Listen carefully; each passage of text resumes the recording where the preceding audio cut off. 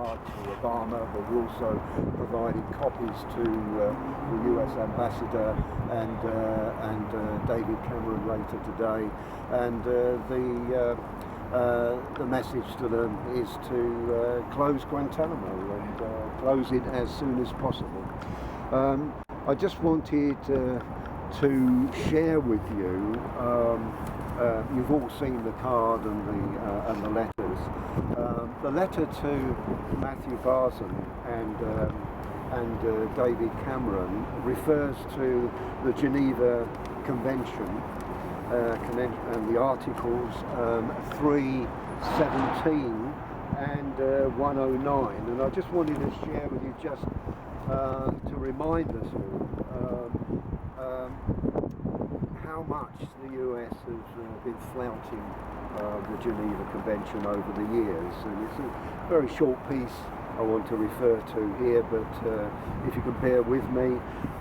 Article 109, for instance, in the Geneva Convention, which was signed on the 12th of August 1949, as you know, refers to the fact that the following shall be repatriated direct. In other words, prisoners of war, prisoners of conflicts can be repatriated direct if they are incurably sick, wounded, not likely to recover, and those recovered but whose mental and physical fitness have deteriorated.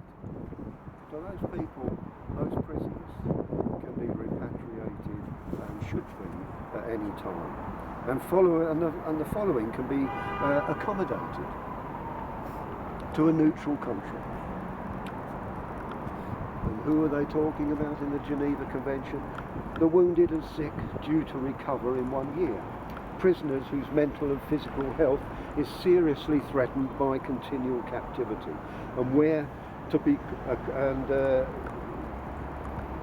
where accommodation would improve their medical health. So these prisoners who are suffering, who are wounded, sick, who have their mental and physical faculties deteriorated, what the Geneva Convention is saying is that they should be released back to either their country of origin or to a neutral country. Now, we know that the US administration has failed to respond to that and has created a prison outside of the law, and the Geneva Convention is being flouted, especially Article 109. But then you've got Article 3, of course, totally prohibited.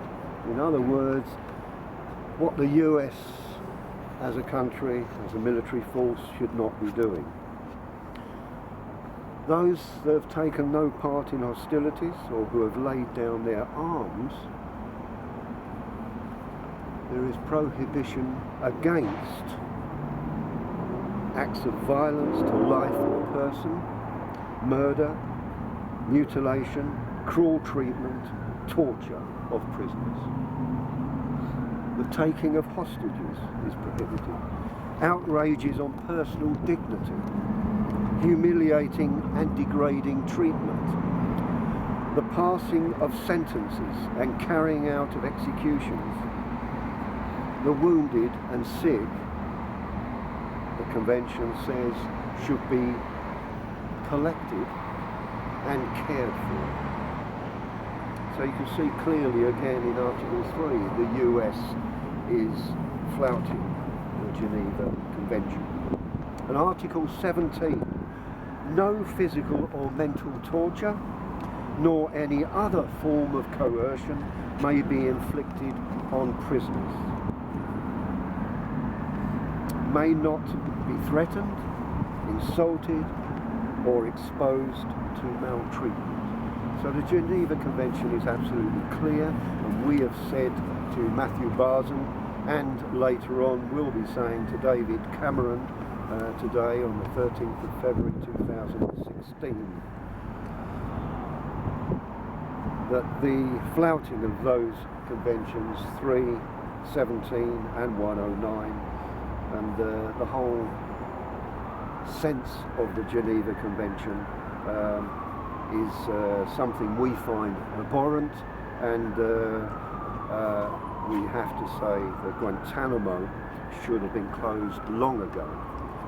Obama promised to do that, and we've been waiting 7 years, and we want him to close it within the next few months, if not immediately. All the remaining prisoners long for their release from years of cruel and inhuman treatment at Guantanamo.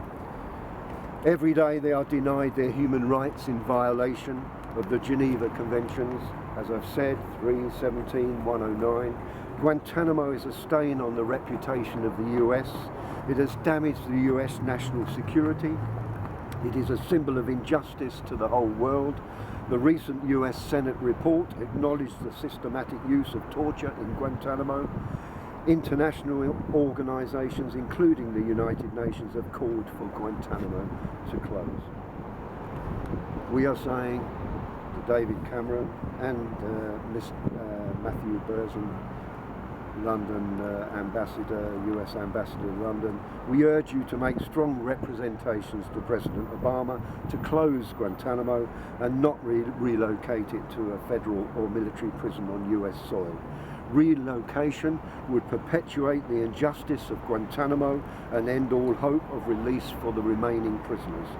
If it is relocated, President Obama will forever be remembered for his failure to honour his pledge. He should ensure that his legacy is to close Guantanamo to end this shameful chapter in US history, and if he fails, the next US president may reverse all efforts to close Guantanamo and extend its unlawful use. President Obama must act now to close Guantanamo.